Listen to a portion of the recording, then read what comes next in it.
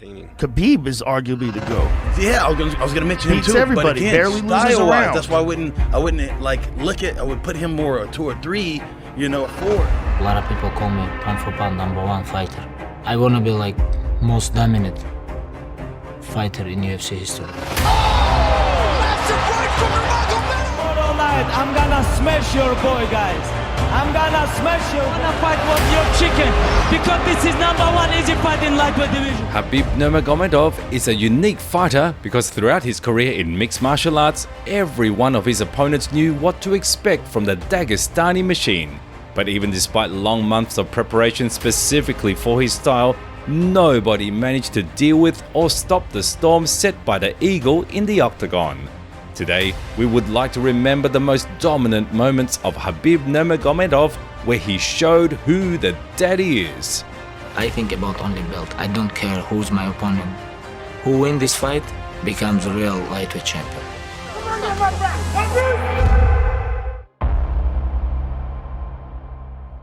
Number 5. Abel Trujillo. Today's compilation starts with one of the earliest performances of Eagle inside the world's best league, and we've picked this one because in our subjective opinion, it's one of the most remarkable for several reasons. By May of 2013 and the numbered event UFC 160, Nurmagomedov had a perfect record of 19-0. Moreover, he has been on the roster of the main promotion for 1.5 years and earned 3 victories. The next opponent Khabib needed to stop to climb the rankings was the American killer Abel Trujillo. He was on a streak of 5 victories and was considered a rather dangerous opponent because of his explosive power. So in the lead up to the event, nothing promised any trouble. There were no verbal or any other brawls between the fighters, and the media didn't know that the guys had any distaste towards each other. Right until the moment when they stood face to face at the ceremonial weigh-ins. In fact, the reasons for the Dagestani's aggressive behavior were quite explainable. We just need to take a look at what happened behind the curtains and everything becomes clear. During the stage of preparation for the fight, the Eagle, who is quite big for a lightweight in his off-season, had some issues with weight cutting. When Khabib came out and stood on the scale, it showed 158.5 pounds instead of 155. Significantly overweight, you might say, and we agree with that. However, everybody can have a bad day at the office, and Nurmagomedov, like a true professional, approached Trujillo before the weigh-ins to apologize for not making the weight limit and gave him his hand. Abel did not appreciate this gesture and only sized the Eagle up with a menacing stare. That's why at the ceremonial weigh-ins, our hero couldn't keep his cool and pushed the future opponent, which caused a reaction from the media and entertained Mike Tyson. In the actual fight, Nurmagomedov decided to teach Killer a valuable lesson. Heated up by the fact that Trujillo was the first one to go for the legs, very soon Khabib took the situation under control and put him through a real American roller coaster. Just so you understand how badly the Dagestani wanted to put a cocky and disrespectful fighter in his place, throughout the given 3 rounds, he executed 21 takedowns. 21, dear friends! And all of that in the span of 15 minutes. The Eagle did not give the poor guy any chances to survive, and once again showed everybody why he has nothing but a 0 in his loss column. He earned the victory by a unanimous decision, as it couldn't go any other way. And the interview after the tournament, he recapped the main events that led to all news hooks. You know, it's back home in my homeland. Respect means a lot. And backstage, I came up to him. I apologized to him for not making the weight, and I extended my hand to shake his hand. And he basically just kind of gave me a mean look, and he walked away. He left me hanging. You know, back home, it's a really big insult for us. So, and then also when I came up to the weigh-in, he kind of butted me with his hat, so he pushed me a little bit. Number 4. Michael Johnson. UFC say after this fight, I'm gonna fight for the title. Do you believe it? I think I deserve this. But about what happened, this is up to main event. Because if Conor win, of course he no take this fight. And if Alvarez win, I hope he take this fight. Now, let's move to a rather tough time period for our hero. By November of 2016, Khabib Nurmagomedov had gone through many tribulations on his path, including the 2-year-long hiatus due to constantly getting injured. Either way, he continued to appear in the octagon when it was possible and did everything to get the coveted title shot. He already had 23 victories without even a hint at defeat, and the matchmakers treated him like an average fighter from the prelims. The last episode deserves a special mention because this time the league jumped over its own head. Block you, right? No, they didn't. No, you don't work with UFC normal folks, right? Yeah, I don't work for them, right? How you know this? Because I've been around this sport for a long time, and they do this to get guys to have leverage as a negotiation ploy. Look at Frankie Edgar over there. He's been waiting to fight Conor McGregor for 2 years, and he hasn't done so. So I knew what was going on. But UFC don't send him contract. At first, the promotion sent the Eagle a contract for the title fight with Eddie Alvarez, and closer to the set date replaced him with Michael Johnson. All because of McGregor, who stepped onto the scene, whom the UFC clearly favored more. That was the reason that enraged Nurmagomedov to such an extent that he decided to talk to Dana White in the octagon and earn the attention that he definitely deserved. Be careful, we're gonna smash your boy. Yes, of course. Let's focus on what we're gonna do here. Okay, let's focus on what we're doing. I know who I am. Come on, I know. let's go. It's quite notable that in this case, Khabib wasn't mad at Michael himself. His anger stemmed from the treatment from the organization, which needed to be shown that the Dagestani wasn't going to stop at anything until he got his way. That's why during the whole fight, he was talking not only to the UFC president, but also his opponent, whom he was trying to convince giving up. Just imagine that level of confidence. Knowing what he could do to Johnson in the heat of the moment, he tried to explain to him that it was a lot better to surrender to avoid severe consequences. Of course, we should give credit to the American and also Khabib himself, who ended the suffering of his opponent by a Kimura already in the 3rd round. Yeah, I a little bit talk with him. It's not good. Well, no, what'd you tell him? I talk about. I tell him, hey, I have to fight for the title. You know this. I tell him I don't want to smash your face, and I already beat you. Like, you have to give up. Number 3, Dustin Poirier. You guys remember this T-Mobile Arena last time? What I did here? Nothing changed. I'm gonna do this in Abu Dhabi too. Defend my title, but without jumping. But about Dustin Poirier, Dustin is tough guy. You know, he have more than 20 fights in UFC. He have good experience. And honestly, like last fight, I expect Max gonna beat him. This one is a little bit surprise for me. He have good boxing, good footwork, but last 6 fights, he fight with only striking guys. He never fight with guy who all the time wrestling with him like my style. I think it's gonna be tough night for him. This is my opinion because he have to be ready. I'm gonna wrestling with him all night, make him tired and make him tough. This is my plan. By September of 2019, our hero finally managed to achieve his goals. From that moment on, he earned the rank of a champion, and his task was to defend his belt from hungry contenders and solidify his status as the best lightweight on the planet. The opportunity to help him with that was given to Dustin Poirier, who by that time was holding the interim championship and had strong faith that it was his time. The clash between the Eagle and Diamond took place at UFC 242. I respect his game, I respect his box, but like September 7, I have to do my job, like always. I just wanna mold people. This is what I wanna do. You know, doesn't matter, Dustin, Tony, or other opponents, doesn't matter. When I go to the cage, I mold my opponents. All my life, 27-0. If we don't account for one episode when it seemed like Dustin stunned Khabib and stalked him around the cage to develop his success, the rest of the fight was under total control of the champion from Dagestan. The Eagle delivered another brilliant performance which completely exhausted Poirier and made him tap from a submission choke.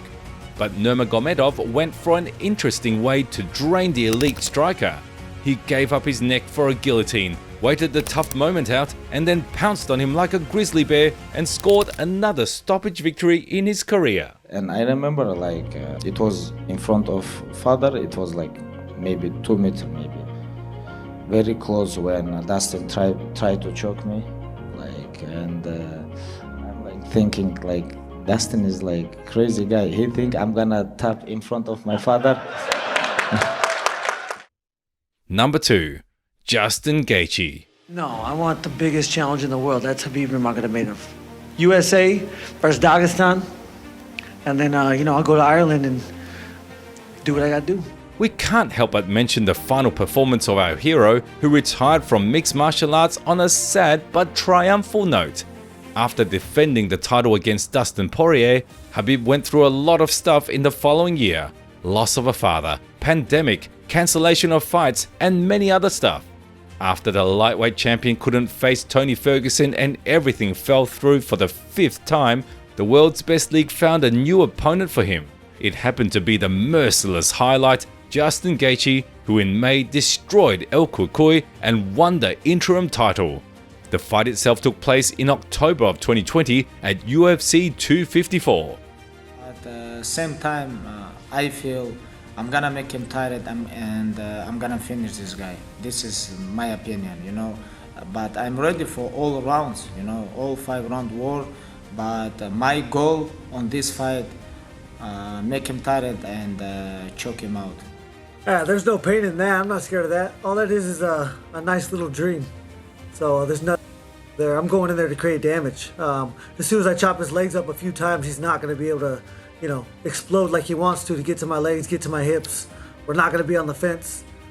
He's going to be in a world of hurt once I touch a couple of nerves in his legs. The way my feet work, my athleticism is going to cause him some serious issues in there. He's not going to be able to do what he wants when he wants. He's going to have to take chances to not be on his feet. And when he's on his feet, I will be causing massive damage to his legs, to his body, and his face. Yeah, I mean, I think just by doing that, I would never allow false confidence into this atmosphere. When you tell yourself you're the best, you're infallible, unbeatable, that's not true. Nobody is unbeatable. And especially with this sport, that's why we're all such big fans. It's because of that factor that anything can happen at any time.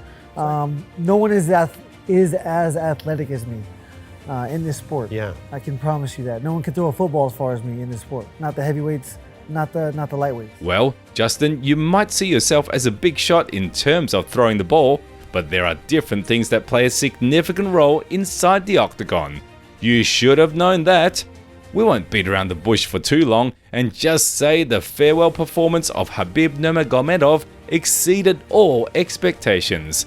If there are any of you who remember that time, you would agree that the champion had an opportunity to beat the contender already in the first round, but he was stopped by the bell. The Eagle really exhausted Gaethje and pressured him on the feet, which he stated before the fight, and then took him down to his realm, where he didn't give him chances for any kind of opposition. Khabib smashes people, but if you look at the Justin Gaethje fight, Khabib submitted Gaethje. He almost submitted him in the end of the first round, and they submitted him in the second round. And one of the reasons why he did that, now this is supposedly, I don't know if this is true, but what they said is that, and I know this was true, that they do like each other, and that Justin actually helped Khabib cut weight, sat in with him, because one of the things about cutting weight is if there's someone there talking to you, it helps you through it, especially someone, they're also managed by the same guy. So they have the same manager, and they got together, and so when they had that fight, Khabib liked him, so he says, I'm just going to submit this dude. Number 1. Conor McGregor. I can't believe we're gonna fight, because I really want this guy. Make him humble, a little bit teach him, and not only smash, like change his face. I want to change his face. Of course, with face, I can change his mind too. And this is what I want. How can it go without a bright finale, right? Now, straight to the point. October 6th of 2018. The biggest clash in the history of mixed martial arts, a fundamental battle between the Dagestani Eagle and the notorious Irishman, which exceeded all possible limits of hype and hatred between these two guys. The first title defense of Khabib Nurmagomedov after he became the champion happened at UFC 229. I'm come here for smash this guy. Smash me, mate. Smash me. Yeah, smash me. You say send location. Here it is, right here in front of you. I'm right in front of you. Did you not see me outside the bus? No. Did you not see me right in front of you outside the bus? I showed you my hands, no weapons. The first thing when I showed up at that bus, I showed not my hands to let it know I come here unarmed, no weapons. Step off the bus. You talk the big game, now I'm here. He done nothing. He sat and took a shit on that bus, hid and cowered behind women, and caused what happened to happen. So that's that. You tap three 4 times. You tap 4 times. So what? I'll tap your head off the canvas, kid. You tap like chicken. I'll tap your head off the canvas. Like Khabib's a fake champion? I mean, he fought an unranked novice, we'll say. I don't believe he is champion. I don't believe Ferguson is champion. I believe they know that, especially now that the real champion is back. First of all, I want to say Alhamdulillah, God gave me everything. Alhamdulillah, I know you got this, don't like this. Alhamdulillah, tomorrow night I'm gonna smash your boy, guys. I'm gonna smash your boy. Khabib! Where Khabib's army at? We're right here! Khabib's army at? We're right here! What are we ready for? We're ready for war!